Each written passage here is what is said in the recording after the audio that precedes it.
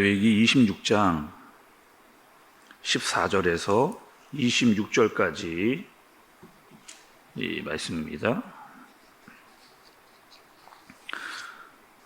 그러나 너희가 내게 청종하지 아니하여 이 모든 명령을 준행하지 아니하며 내 규례를 멸시하며 마음에 내 법도를 싫어하여 내 모든 계명을 준행하지 아니하며 내 언약을 배반할진대 내가 이같이 너희에게 행하리니 곧 내가 너희에게 놀라운 재앙을 내려 폐병과 열병으로 눈이 어둡고 생명이 쇠약하게 할 것이요 너희가 파종한 것은 헛되리니 너희의 대적이 그것을 먹을 것임이며 내가 너희를 치리니 너희가 너희의 대적에게 패할 것이요 너희를 미워하는 자가 너희를 다스릴 것이며 너희는 쫓는 자가 없어도 도망하리라. 또 만일 너희가 이렇게까지 되어도 내게 청종하지 아니하면 너희의 죄로 말미암아 내가 너희를 7배나 더 징벌하리라. 내가 너희의 세력으로 말미암은 교만을 꺾고 너희의 하늘을 철과 같게 하며 너희 땅을 놋과 같게 하리니 너희의 수고가 헛될지라 땅은 그 산물을 내지 아니하고 땅의 나무는 그 열매를 맺지 아니하리라.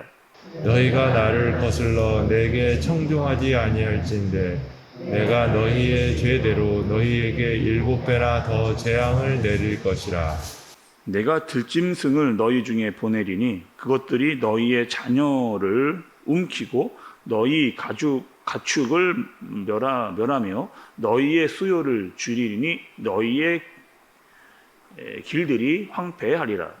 이런 일을 당하여도 너희가 내게로 돌아오지 아니하고 내게 대항할진대 나도 너희에게 대항하여 너희 죄로 말미암아 너희를 7배나 더 치리라.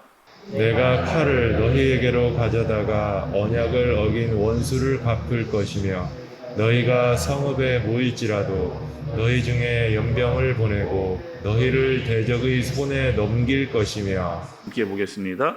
내가 너희가 의뢰하는 양식을 끊을 때에 10여인이 한 화덕에서 너희 떡을 구워 저울에 달아주리니 너희가 먹어도 배부르지 아니하리라. 아멘. 여러분, 어제 우리가 레위기 26장에서 들었던 말씀은 순종해라. 하나님 말씀에 순종해라. 그러면 축복을 받을 것이다. 라고 하는 말씀이 주된 내용이었습니다. 어제 말씀은요. 그리고 오늘 말씀은요, 그 반대의 말씀. 그러니까 너희가 순종하지 아니하면, 그러니까 불순종하면 너희에게 징벌이, 형벌이 너희에게 따르게 될 것이다. 라고 그렇게 말씀을 하십니다. 여러분, 오늘 말씀 시작부터 그렇게 말씀을 하시는데 14절과 15절의 말씀을 좀 보세요, 여러분. 그러나 너희가 내게 청종하지 아니하며 이 모든 명령을 준행하지 아니하며 내 규례를 멸시하며 마음에 내 도를 싫어하여 내 모든 계명을 준행하지 아니하며 내 언약을 배반할진대. 여러분, 지금 하나님의 말씀의 불순종에 대한 이야기가 얼마나 많이 나오느냐면 청종하지 않는다, 준행하지 않는다, 규례를 멸시한다, 내 법도를 싫어한다, 모든 계명을 준행하지 아니한다, 배반한다. 그럼 14절, 15절은요, 온통 불순종에 대한 말씀을 하나님께서 하고 계시는 거예요. 그리고 여러분, 여기서의 불순종은 이런 겁니다. 우리가 자칫 잘못해서 한 번 실수한 것을 이야기하시는 게 여러분 아니라는 거예요. 의도적으로 고의성을 가지고 하나님의 말씀을 따르지 않는, 하나님을 믿는다 말은 하면서도 하나님의 말씀을 가볍게 여기는 사람입니다. 하나님의 말씀을 듣지 않고 그대로 따르지 않는 사람들에 대한 말씀을 하나님께서 하고 계시는 거죠.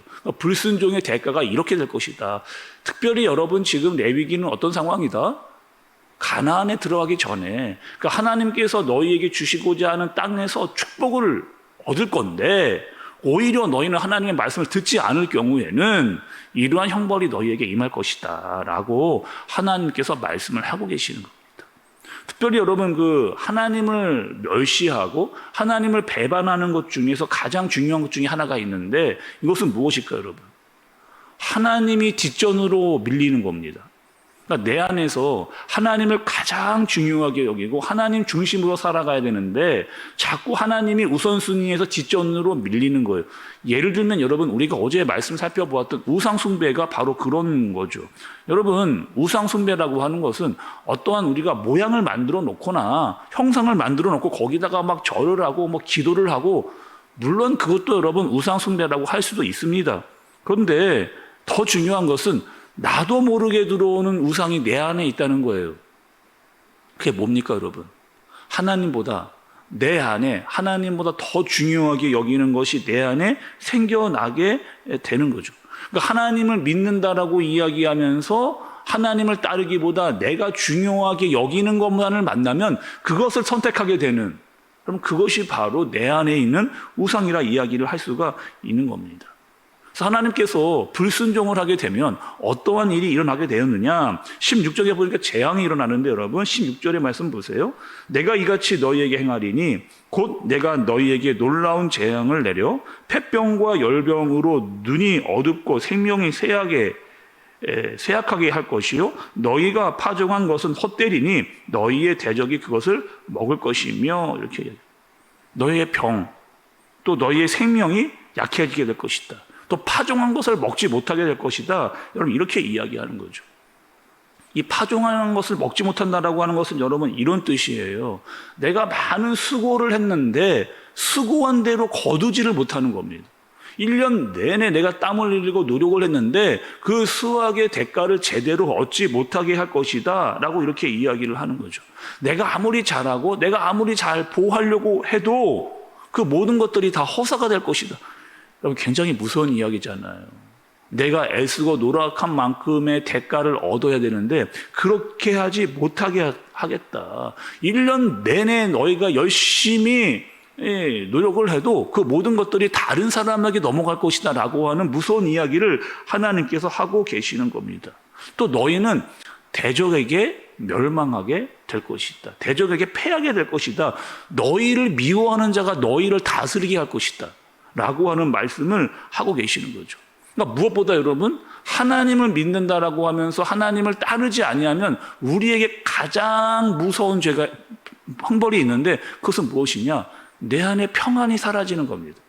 그러니까 하나님을 의지하고 믿으면서 하나님이 주시는 평안함, 하나님이 주시는 것 안에서 거할 때에 누리는 평안함이 내 안에서 사라지고 내 안에 두려움이 지배하게 될 때 삶의 기쁨이 사라지게 되는 것, 좀 가장 큰 우리에게 형벌이라고 할 수가 있는 거죠. 또 하나님께서는 여러분 계속해서 말씀에서 여러분 하나님의 말씀을 순종하지 아니하면 어떻게 하시겠다라고 계속 이야기를 하시고 점점점 그 징벌이 강해지는 것을 볼 수가 있습니다. 그러니까 18절, 19절, 20절, 21절 계속해서요 하나님의 징벌이 얼마나 더 세질 것인가에 대해서 이야기를 하고 계시는 거예요. 여러분, 오늘 말씀에 이 특별히 이 불순종에 대해서 말씀하시면서 징벌과 형벌에 대해서 하나님께서 말씀을 하시는데 하나님의 말씀의 포커스는 여러분 어디에 있을까요? 우리를 벌하고 우리를 징벌하고 우리에게 형벌을 내리는 데에 포커스가 있지 않습니다. 여러분, 오늘 말씀의 가장 중요한 이야기는요, 처음 시작에 이렇게 이야기를 했어요. 청종하지 아니하면, 준행하지 아니하면, 이렇게 말씀이 시작이 됐습니다. 다시 말하면 뭐예요? 하나님은 불순종하는 그 자리에서 속히 돌아오기를, 그러니까 다시 말하면 순종하며 살아가기를 원하시는 것이 바로 하나님의 뜻이다라고 하는 것을 강조하기 위해서 이 불순종의 문제는 이렇게 큰 형벌이 있을 것이다. 그러니 너희는 순종하며 살아라 라고 하는 이 순종을 강조하기 위해서 불순종에 대한 말씀을 하시는 겁니다. 여러분, 그 성경에 보면 우리가 여러분 사무엘상 말씀도 다 살폈는데 사무엘상의 주요 인물은 다윗이었습니다. 여러분, 다윗의 가장 중요한 장점이 하나가 있어요. 그의 영성이 있습니다. 그것은 무엇이냐? 잘못을 깨달으면 그 즉시 돌아오는 것. 다윗의 가장 큰 장점이라고 할 수가 있습니다. 그러니까 하나님 앞에서 이것은 죄다라고 깨닫게 되어지면 바로 하나님께 회개하고 돌아와 하나님께 회개를 구하는 그것이 다윗의 모습이었다는 거예요. 여러분, 그 다윗은요, 그런 마음가짐을 어떻게 갖게 되었느냐? 자신이 가장 힘들었던 시간들을 보내면서 하나님께서 나를 끊임없이 도와주셨던 사실을 알았기 때문에 하나님을 멀리할 수가 없는 거죠. 하나님께서 나를 끝까지 도와주시고 계신다라고 하는 사실을 내가 가장 어려웠던 순간에 깨닫게 되어지면서 하나님을 떠나서는 나는 살 수 없다. 그러니까 죄를 짓게 되면 하나님과 멀어지는 것인데 나는 하나님과 멀어질 수 없다라고 하는 마음을 다윗이 가지고 산 겁니다. 심지어는요, 그 사울, 그 죽일 수 있는 기회가 있었잖아요. 절호의 찬스가 두어 차례나 여러분 있었습니다. 죽이면 얼마든지 편하게 살 수 있는 상황임에도 불구하고 말씀의 원리를 붙잡았던 다윗의 모습. 그래서 여러분이 다윗이요, 이스라엘에서 가장 위대하고 가장 역사적으로 칭송을 받는 왕이 되었다라고 하는 것을 우리가 잘 알고 있는 거죠. 한 사람 더 보겠습니다, 여러분. 한 사람 더 누구냐면 솔로몬.